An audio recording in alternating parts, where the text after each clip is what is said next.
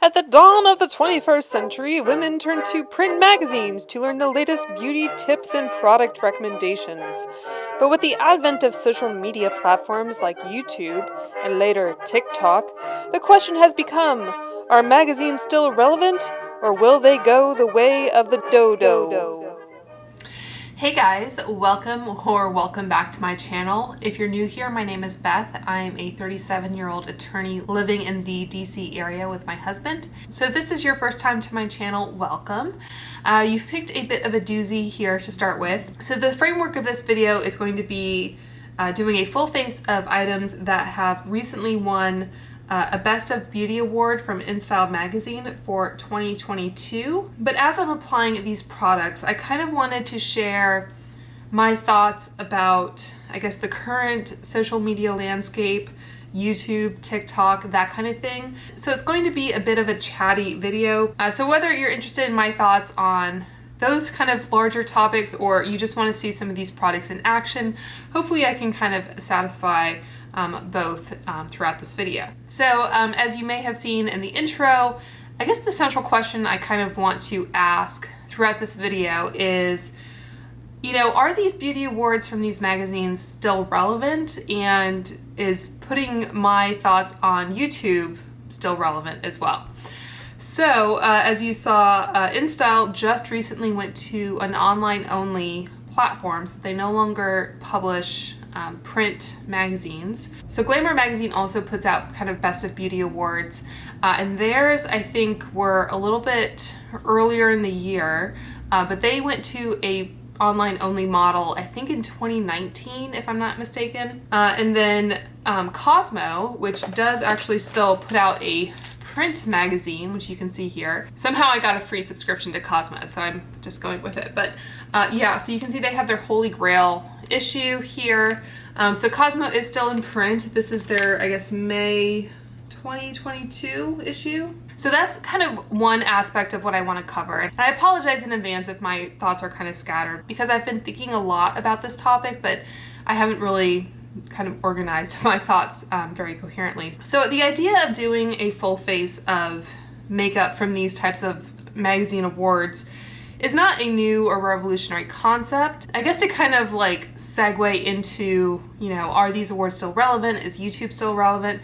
I will say that I think this is the first time that I'm actually sitting down to film like a full face like this, because in years past, I've been so fixated on getting a full face, so getting an item from every category so I could do a full face, that it would take like months or, you know, a whole year would go by and I wouldn't have done the video, and then a new set of awards would come out. If you have actually seen how I organize videos in like my beauty closet video, I have these little boxes from IKEA where I can put a lot of products in, and I will write kind of the theme or the topic of the video on the box with wet erase marker. And I think I had at one point like InStyle 2021, had to erase that. I've had like Glamour, Cosmo, etc.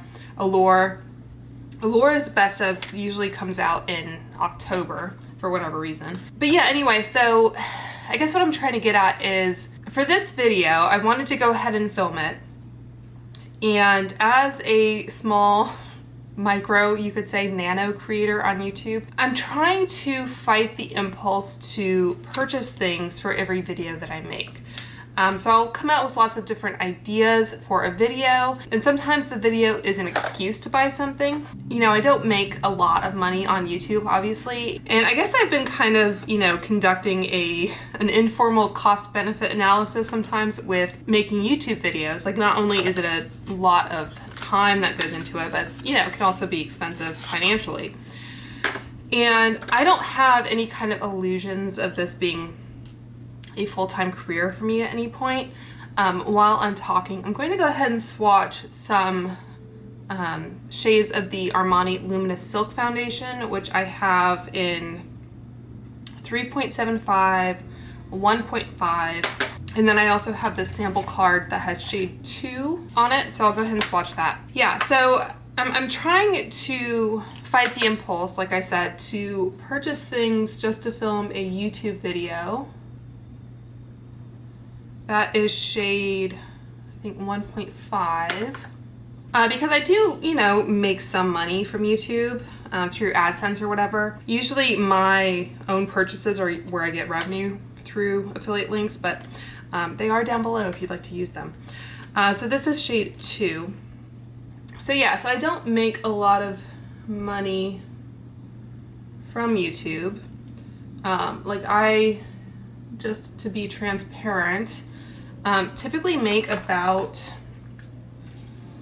I would say like $125 every other month is basically where I am, which is nice. But if you think about buying a lot of makeup, that doesn't go very far. And then I also have things like PicMonkey, which is what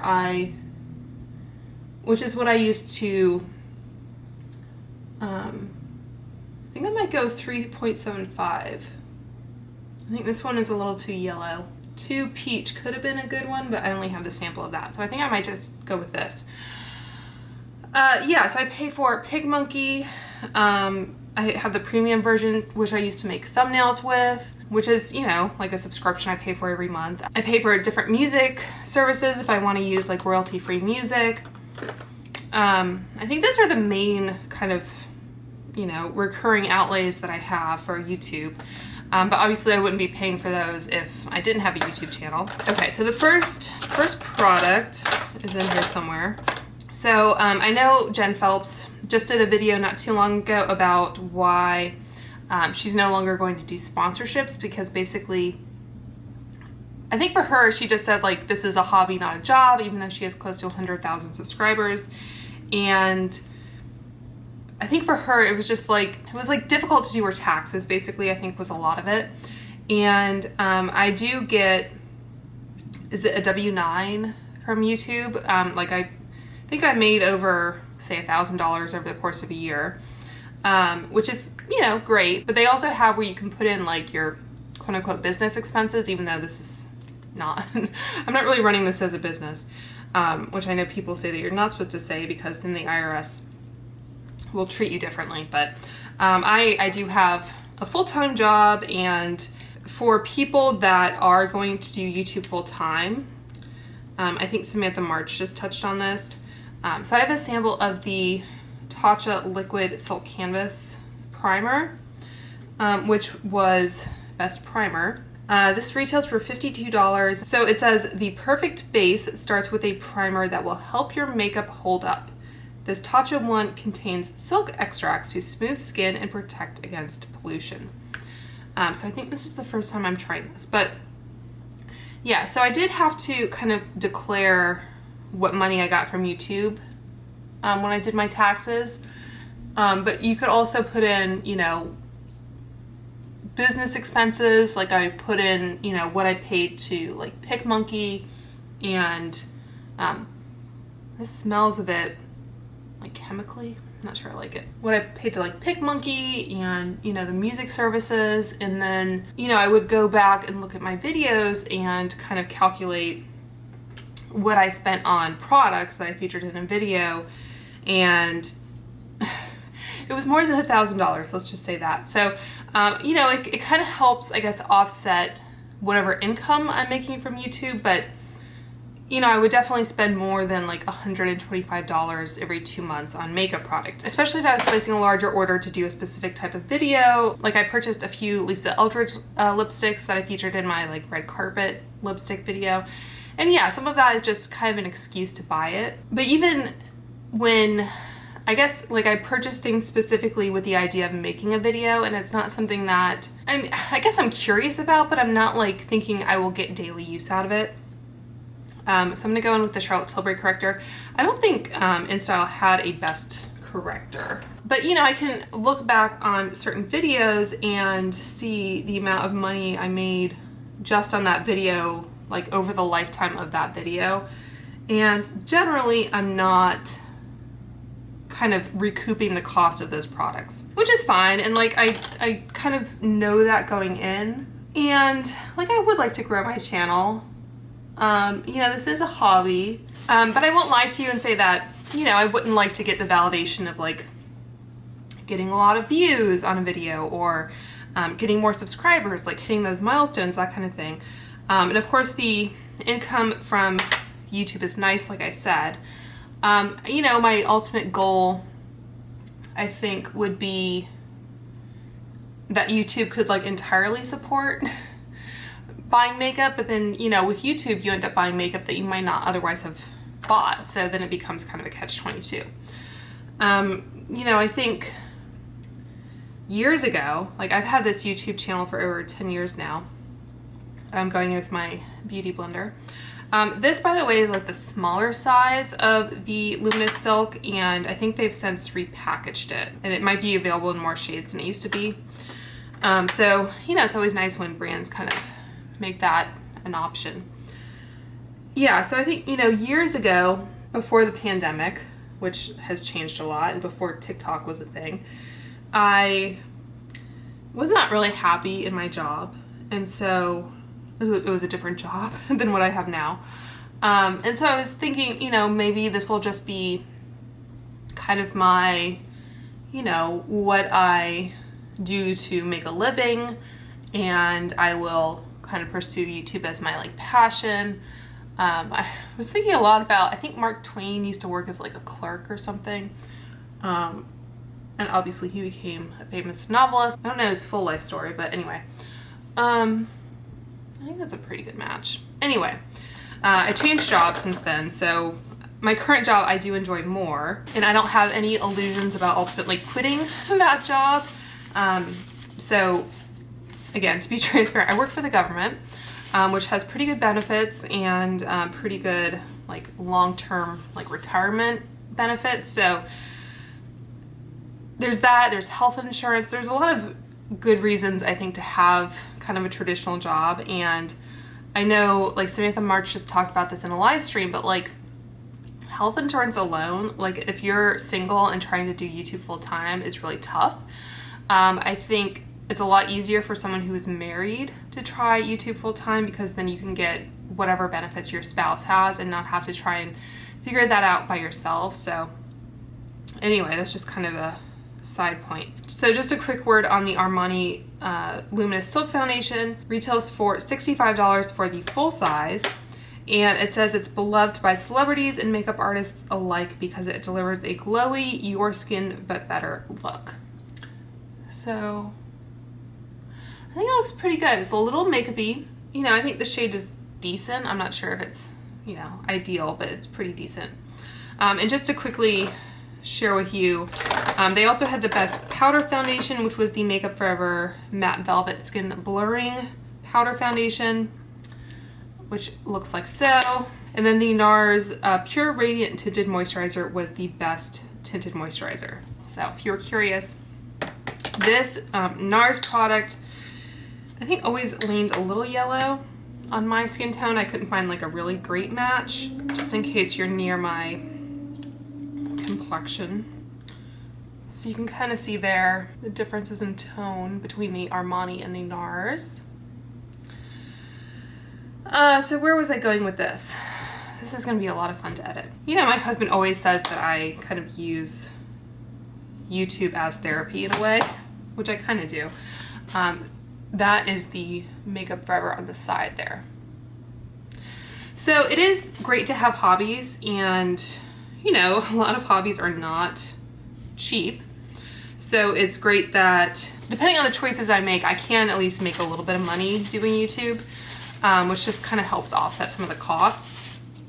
Like my mom, for example, quilts, and quilting can be quite expensive as well, because you have, you know, you can buy high-end machines and you have to buy fabric, you know, and she doesn't sell her quilts or anything like that. She could, but she, you know, just does it because she loves to quilt, which is great. You know, I do love the creativity of YouTube in all aspects, basically. So I like talking to a camera, but I also kind of like the conceptual phase of thinking of videos. Editing, depending on how long it takes me, can be fun or just kind of relaxing, I guess. And then I like making thumbnails, you know, so there's a lot of that sort of element that goes into it. The best brow gel, by the way, was the ABH Tinted Brow Gel. Okay, so this tinted brow gel that won has some like really weird like metallic tones to it, and this is in the shade Blonde. And that product is also pretty old, to be honest. So I think I'm just gonna declutter that, and in lieu of that, I'm going to use the, what's it called? Dip Brow Gel in Taupe. I'll go ahead and swatch these side by side. I feel like there's some kind of unofficial rule that some ABH brow product has to be included in these types of awards. This is getting a bit old as well. And I don't even know, like, if I really want to kind of support ABH anymore. I mean, that's kind of a different question. So yeah, so I just pulled items I already had in my collection, barring one. And those were the lashes that I'm going to use. And I felt, I guess, okay about doing that because these are Ardell Lashes and not expensive to begin with. I think I also had some like Amazon points I could use. I almost broke down and got the like best waterproof mascara, which is from Maybelline.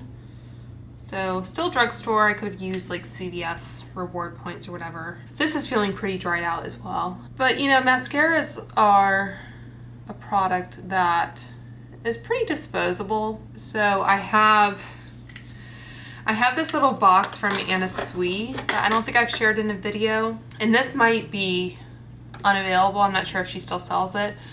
But basically I have all my mascaras in there that I am currently using. And I have this little like note card where I wrote down kind of when I opened a mascara, and then I also have, I think it's called the Beauty Keeper app, where you can enter any type of beauty product and when you opened it, and then it will tell you when it's kind of reached its expiration point. And that's part of, you know, what goes into makeup, is that getting a little bit back into like buying product just for the sake of a video. Like, if realistically I'm not going to use a product that consistently, it's like, it's just, it seems like a waste is I guess what I'm trying to get at. The tinted brow gel, by the way, this retails for $22. It says fill and set sparse brows with Anastasia Beverly Hills' tinted gel, available in 7 shades. On that topic, I'm actually going to use a concealer that wasn't awarded anything. I'm just going to use the Wet n Wild Incognito. You know, sometimes you do discover new things by filming a video. Maybe you wouldn't have otherwise tried them, but you know, there comes a point where it gets a little difficult to store makeup, and as someone who is admittedly a bit of a pack rat and has a little bit of a hard time getting rid of things, you just kind of run out of storage space, and that's not fun either. And I know like larger creators get PR and that kind of thing, or they just make enough on a video to kind of justify those purchases. But you know, getting a lot of PR has its own kind of issues. Like, you still have to either give it away or put it somewhere. So I don't know, like there are times where it's like, oh, I would have loved to have gotten, you know, X item in PR, like, you know, a bigger creator or whatever. But it's kind of like a subscription box in that, you know, with the few items that you might really enjoy, you also get a lot of items that you just have to figure out what to do with. Like, I know like Samantha Ravndal took herself off of a lot of PR lists once upon a time. So did Jessica Braun. And I think Jessica does get some PR now, but yeah, there are limits to what any one person can reasonably use. And speaking of, I have this Kosas blush, which is another best of. This is the best clean or natural blush, and they specified the cream. I think this retails for $34, and it says it's an uber blendable cream blush and highlighter in one palette. It says picking complementary makeup shades and streamlining your routine has never been easier. So I got this from a BoxyCharm. It's kind of reaching the end of its lifespan. I used it, I think, in my like full face of Kosas video. And when I opened it the other day, it looked like, I couldn't tell if it was bacteria or if it was just separating a bit. You know how cream products, lipsticks, that kind of thing, they can sweat, they can kind of separate a bit. Looking at it now, it looks like those spots have kind of settled down a bit. So I don't think it was bacteria. I think it was just, you know, the product, the formula kind of reacting a bit. So this is the 8th Muse High Intensity. So the thing I like about these products is that they do have a high intensity version, and I purchased the high intensity because it was available through BoxyCharm, so it wasn't, you know, full price. So that is why I personally got the high intensity. I'm having to kind of warm it up a bit on my finger, which is great if you do have like a deeper complexion, but you know, it's, I think something you might need a lighter hand with if you have my complexion. That might be too much. So I'm a little confused by this product because I thought that they were possibly discontinuing these. I think Kosas had them on sale at some point, like half off or whatever. But I think right now they're still on the Kosas website and they are still full price. So I'm just going over that with my beauty blender. I mean, if you like a heavier blush, you can definitely make these high intensity formulas work. Just know that, you know, there is more pigment there, I think. So yeah, so I'm not really sure what the kind of long-term prospects of this formula are.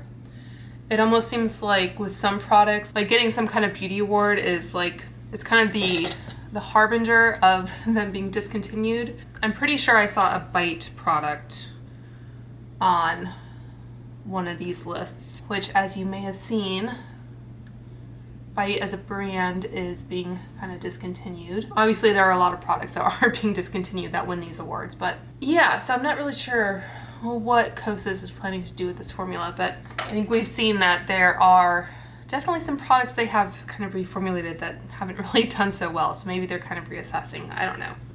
Okay, so that was the blush. I don't know if they had a dedicated highlighter. Okay, so what they had was the Makeup by Mario powder blush one, which I was actually thinking of purchasing when I kind of looked at this product and was a little kind of dubious.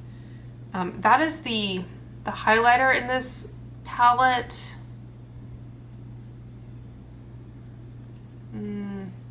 I guess I can put a bit on as kind of a blush topper, but I think it's going to be a little bit too dark for me as a highlighter. Yeah, so getting back to my, like, don't either kind of waste the time of trying to accumulate a lot of products at a discount, or, you know, just going out and purchasing a bunch of products because, you know, to be honest, I'm just not going to make that money back. And if it's something that I would just be buying for the sake of the video, I have so much makeup that it just doesn't really make sense in the long run. Okay, so I think I'm doing things a bit out of order here. I'm going to, I guess, apply some cream contour before I set. So I'm just going to use some products that weren't nominated. I'm going to use the, I don't know if the lighting changed at some point. This is one reason why it's always more difficult to film during the day, even though I shut those blinds. Anyway, so I'm going to put the Fenty on my nose. So I think what I was saying is I do still enjoy kind of playing with makeup, and it's kind of a nice way to practice, you know, especially over the last couple years where I wasn't wearing makeup for work necessarily because I was working from home full time. And now, starting next month, I will be going in 1 day a week. But even then, you know, I'm wearing kind of, you know, minimal, like, office appropriate makeup. So because makeup, again, is a hobby, making YouTube videos serves as a way to play with it, to have fun. Like, I enjoy the actual application. I enjoy talking while I'm doing it, apparently. And, you know, the kind of more creative aspect of filming and everything is fun as well. So I guess I should say I don't have any kind of, like, epiphany to share with you.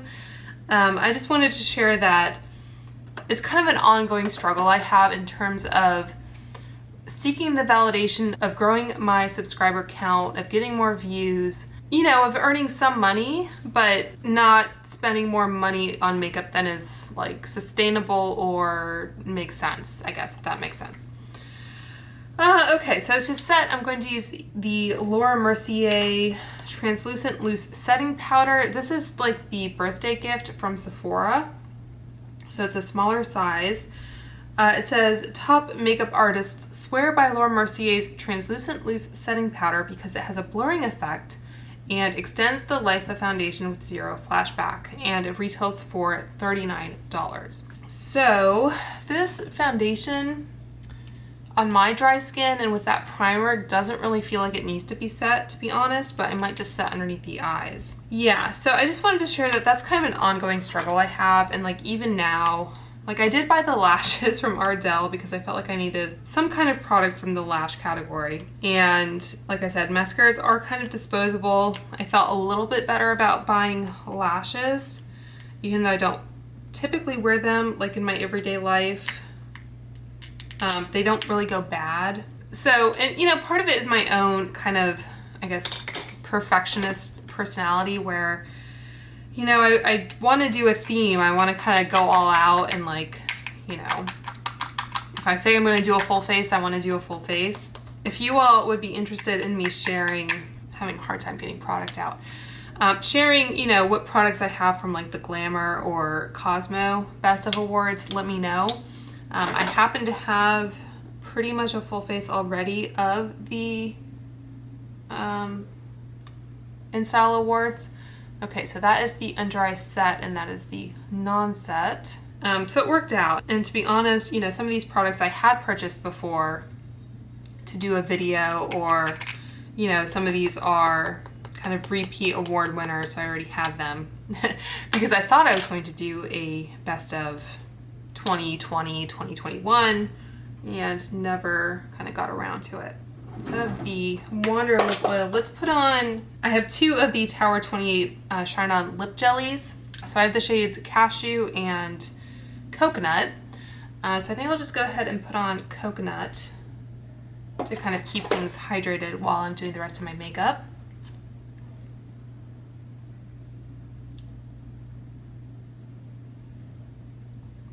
I do really like this formula. I wasn't sure about it at first, but I do like it. So yeah, so you know, I do have an extensive makeup collection that allows me to have a good amount of products that I can pull from. Okay, so I think, let's see. I'm going to apply just my normal Fenty eye primer. Yeah, so like I said, I don't have any grand epiphany on this topic. I just wanted to let you know that that's something I do struggle with routinely in terms of, you know, do I buy the hot new release in the hopes that it will get me more views and more subscribers, or, you know, is it essentially worth it to sink that time and money into filming a video, especially given that, you know, I make longer videos. It takes a while to edit a lot of times. So like I said, it's just an ongoing struggle. Like I saw Lily Pebbles.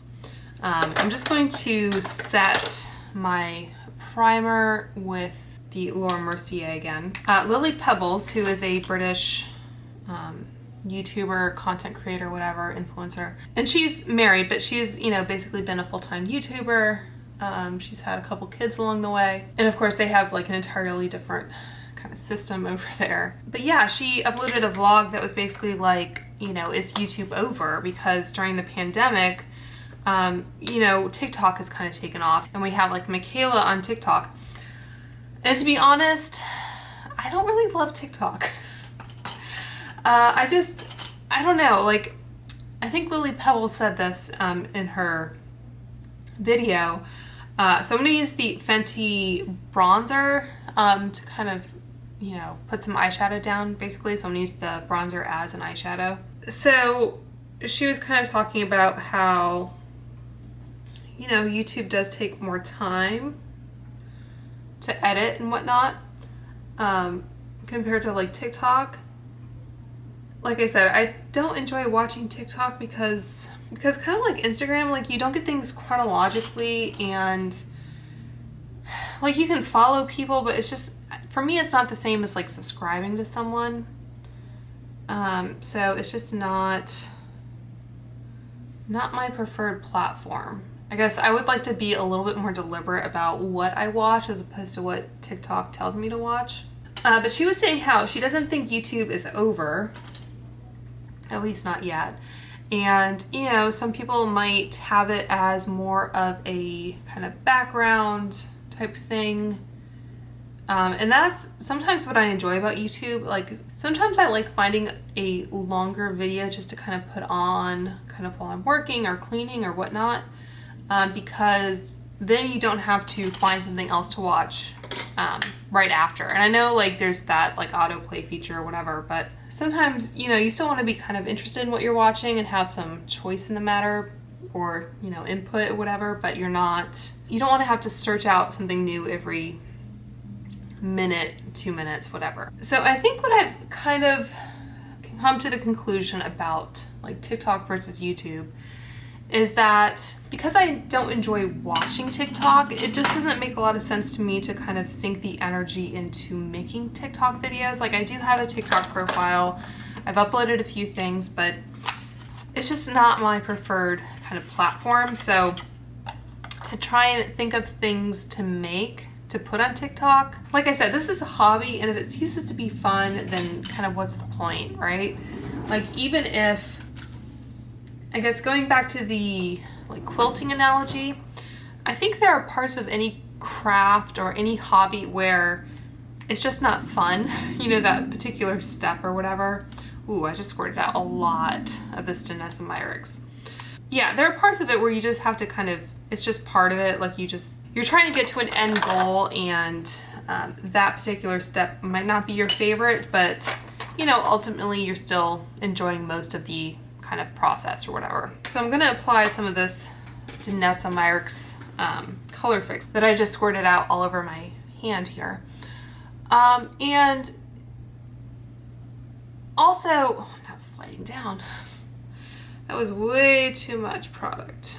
And I think, like a lot of things, there are trends, and, you know, some people do still, I think, prefer longer content for whatever reason. So, and there are also trends, right? So who knows if the pendulum will kind of shift back to YouTube. Like I said, I'm not trying to make this into a job or like, you know, long-term career, because if that were the case, then I probably would most certainly have to put more effort into like TikTok and, you know, wherever the current views are happening. But, you know, because, you know, I do get a certain amount of AdSense, like I'm already monetized, and with TikTok it's like a whole different ball game. This is really pretty. I think I could have done with a deeper crease shade. I feel very kind of like galactic. Maybe I'll just go ahead and put some underneath the lower lash line. So like this Danessa Myricks shadow, for example, is not something I would attempt to wear to work. So like I said, it's kind of fun to play with makeup, play with colors and textures you might not normally, you know, work with. And then if the opportunity does arise, if I were going to Vegas or something, then I could kind of pull this out of my back pocket and kind of run with it. Okay, so unfortunately I think I'm just gonna have to wipe all of that off because it just kind of all came out. So I guess just to backtrack a little bit, so it says about the bronzer, it says, while inclusivity is still lacking in the bronzer category, Fenty is leading the way.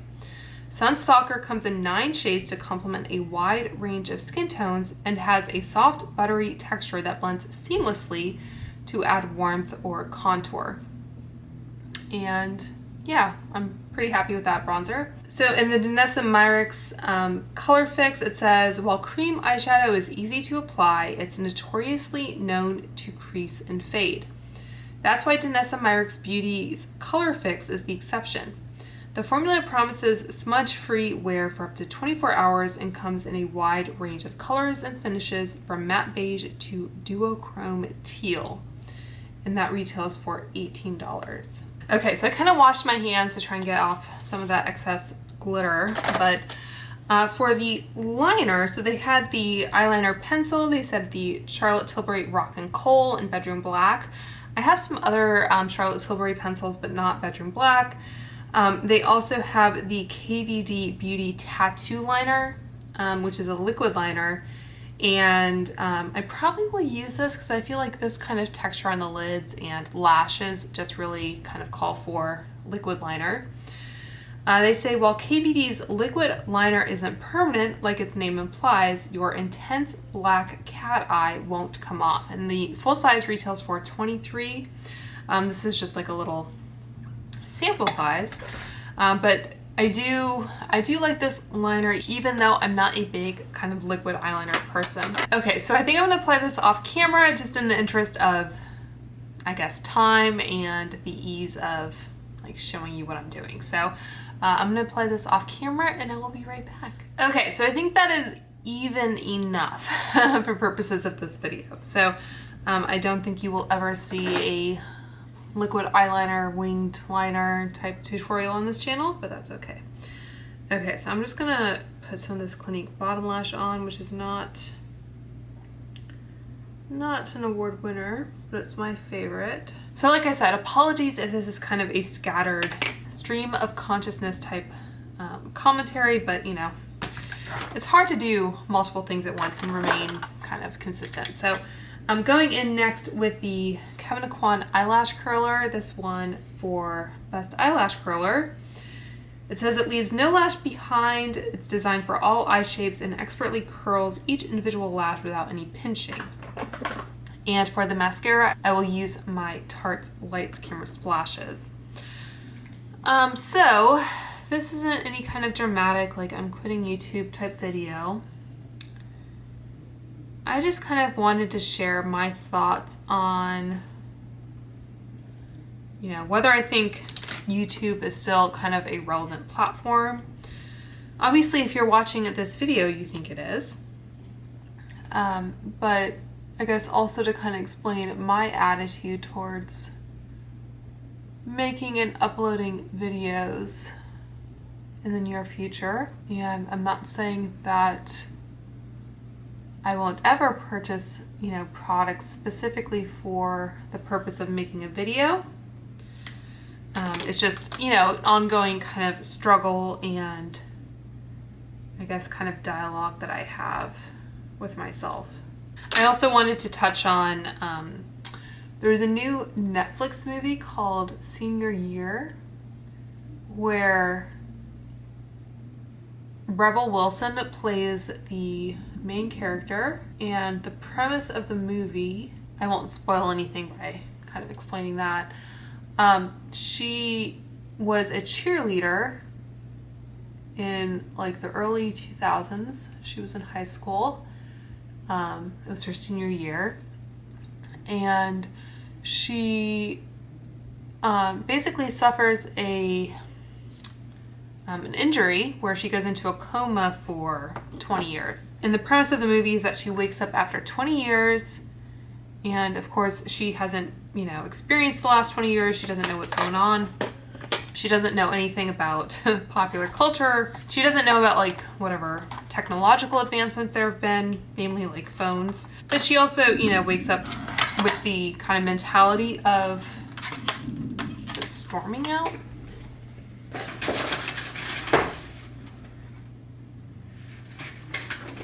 I guess so. But basically she wakes up thinking that she's still like 17, but she's actually 37, I think they say, which is my age. So I think, you know, the idea is that it's been 20 years since it was her senior year. So I think, you know, in terms of her character's age or whatever, I think she would have been like the school year ahead of me. So I graduated from high school in 2003. And I think in the movie she was class of 2002. So a little bit, you know, different, but not that much. So I just thought it was interesting how, you know, I was already thinking of, I'm going to trim these lashes. I was already thinking of doing this video with this kind of, you know, approach or whatever. But it was interesting because, like, in the movie, she basically looks to magazines to figure out how to be popular, how to do makeup, that kind of thing. And she does become popular. She becomes a cheerleader. And when she comes back to high school in, I guess, 2022, you know, obviously the world has moved on, and it's not the same kind of metric of popularity that it was when she was in high school. So the cheerleaders aren't the most popular kids, for example. There's this one girl who has like a huge number of like social media followers. I think it's meant to be kind of TikTok or Instagram, one of those, but anyway, so that's kind of the main thing that people are looking at is like how many followers you have. And like when she was in high school, I think she had created kind of like a vision board or whatever. Like she had cut out all these pictures from magazines. And when she comes back, I think her dad actually says something like, you know, I didn't unsubscribe from your magazine. So she opens a closet and like, you know, hundreds of magazines come out. But anyway, she has this kind of vision board, and gosh, why am I having trouble with this? She had, you know, get friends or whatever, but then she crosses that out and says like it's followers, and, you know, she signs up for all the accounts or whatnot. And I think that's actually a good length that I cut these two. Instead of get friends, she says like get followers. Wow. So I just thought it was interesting timing, given that, again, I was thinking of filming this video talking about how, you know, magazines used to be kind of the be-all end-all of where you got kind of your beauty information from. And now it's obviously moved on to social media for the most part. There's a scene where she's, I think this might be in the trailer as well. She is learning how to contour. Like she has these ridiculous kind of brown stripes in her face. And she's either watching a tutorial of some kind or filming one. Yeah, I just thought that was interesting generally about how, you know, someone who is about my age and graduated from high school about the same time as I did. And again, how magazines were kind of, you know, where you got your information from, basically. And I didn't get into makeup the same way that I am now until, you know, I was in my mid-20s. And I think a lot of that did have to do with, first it was blogs, and then YouTube. So I just thought that was kind of an interesting framing of what I'm talking about. But there are definitely times where I'm like, I don't have the energy to keep up with every new social media platform that comes out. Okay, so about the Ardell Dummy Wispies, these have been around for years, and it says, expect compliments on your lashes while wearing this Ardell set. The convincing length, curl, and volume these falsies offer can be credited to their shape. Shorter inner corners and longer outer corners create a flared and fluttery look. And when I'm trimming lashes, I always trim from the outer corner because I just feel like that is the most natural look, especially given kind of the, I guess, length of my natural lashes and my eye shape and being kind of more hooded and whatever. I think it is more flattering, more realistic if I take off the longer lashes and just kind of put the shorter lashes kind of towards the outer edge. And then, you know, I can take my liner and kind of, you know, adjust or fill in if I feel like, you know, I need to cover up the band. These have a pretty kind of small invisible band, but I think even so, like a liquid liner helps with that. All right, so I think lastly we are on to the lips. So I already have the lip jelly on, which is a really nice product. Let me zoom out again. And again, I am wearing the shade Coconut.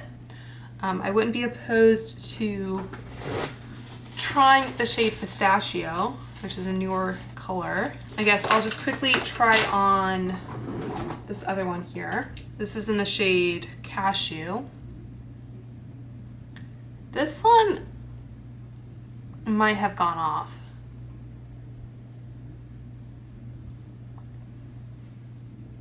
Not sure if I should chuck this one.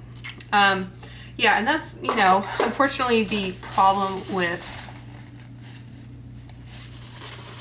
cosmetics is that, you know, even if you want to kind of accumulate a lot of products and have them for reference or for possible future videos, if they've turned, then it doesn't really do anyone any good to hold on to them. Okay, so the other products that have won the Best of awards were the MAC Satin Lipsticks, which have been around for years. These say that the silky lipstick is the fluffy robe of lipsticks. It feels soft on the lips whether you've applied a single sheer coat or a few for full coverage. And I think these retail for $19. This is like the mini size. I also have one in the full size. So this is the shade Brave, which looks like so. And then I also have the shade Mocha. And the eye look I have on is pretty neutral, so I could probably get away with any of these. And then I also have a mini of the shade Twig, which is a pretty color. From my pinky to my thumb, Brave, Mocha, and Twig. All right, so without a lip liner, I guess I'll just apply the shade Twig.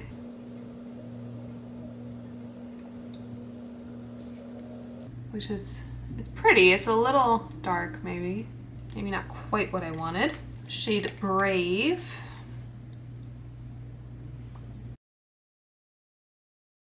I think I like this color better, especially if I put a lip liner with it or topped it with a gloss, maybe.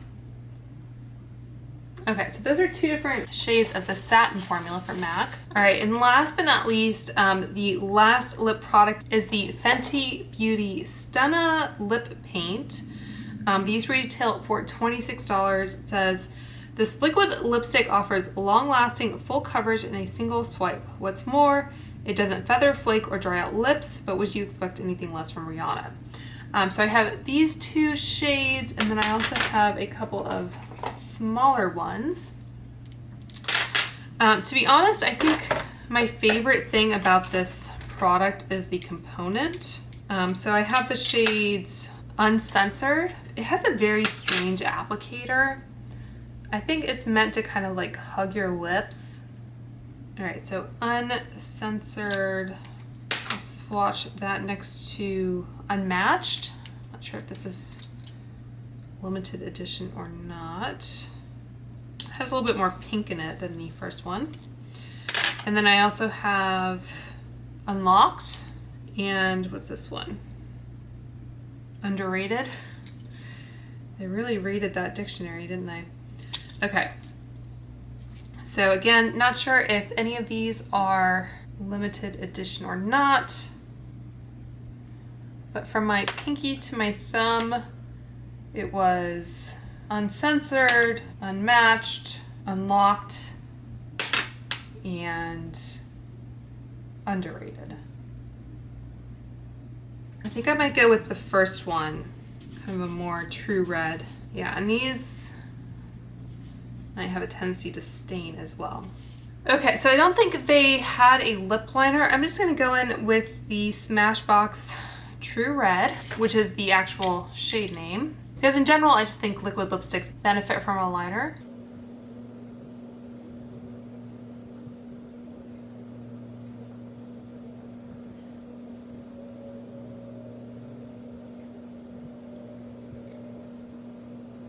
Okay, and then for the actual lipstick,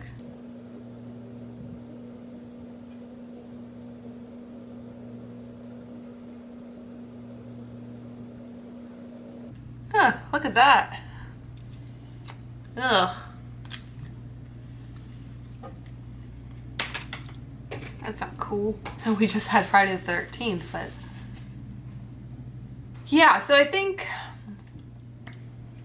for me, I'm just not convinced that liquid lipsticks are that much better than traditional matte lipsticks. I wouldn't want like a super creamy like red lipstick formula, but I don't know. So I'm gonna go in with that same Smashbox liner again and just like perfect the line a bit. Okay, I think that is probably good enough. I'm looking a little dim here, I think.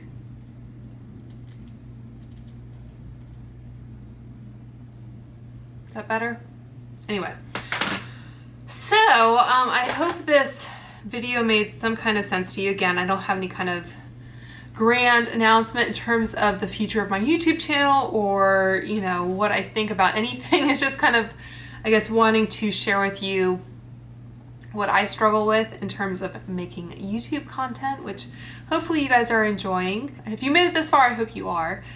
But yeah, just to quickly run through the products I used. So I think the makeup looks pretty good. I didn't powder the face, and it's been a while since I wore the Luminous Silk, so again, I think the shade is pretty good. Let me know what you guys think.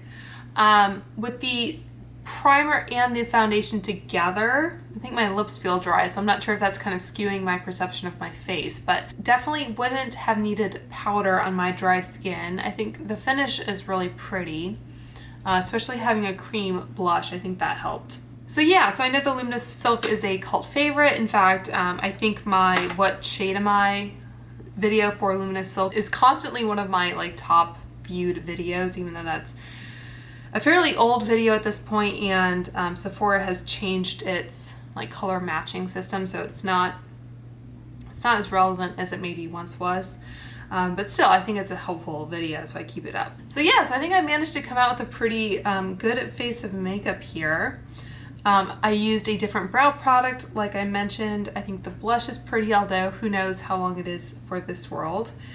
The Laura Mercier powder I only used underneath my eyes, and I think that did a good job of setting my concealer, so no complaints there. Again, another kind of perennial favorite.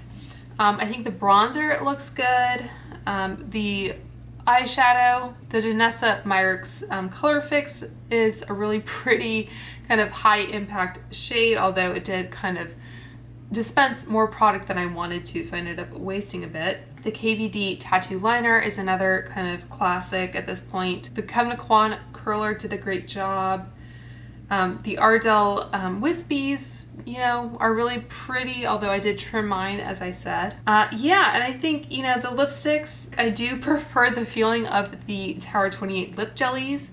Like I said, I think one of mine might have gone off, and I think that is a complaint of this product, is that they don't last as long. But you know, MAC lipsticks are kind of a classic as well. And I don't know if I would say this is my favorite liquid lipstick. I do really like the component, like I said, but liquid lipsticks aren't really my preferred lip formula in general. So yeah, so this was a video. I hope you guys enjoyed watching it. Let me know if you have any thoughts down below as to, I guess, kind of the future of YouTube. I'm not sure I closed the loop on all of the kind of issues I raised. But yeah, I think the moral of the story is I still enjoy making YouTube content. I prefer it to like TikTok, for example, and I don't plan to stop making YouTube videos anytime soon. Like I said, I'm just kind of trying to find the balance between making videos that people will find beneficial while still trying to, I guess, make this a sustainable hobby and not one where I'm chasing something that